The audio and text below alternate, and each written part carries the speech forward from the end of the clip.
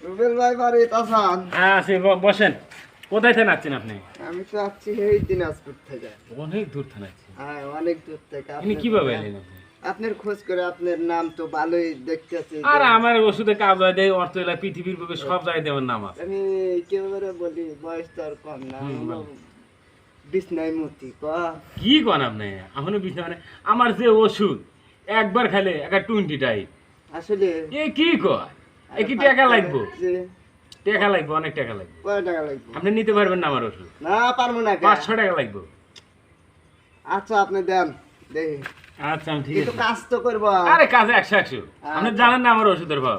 আচ্ছা, এই তো এত গ্যারান্টি দিতে চান? আরে এটা বাংলাদেশ না, আপনি নগদে দিলাম। বিদেশ না এসে।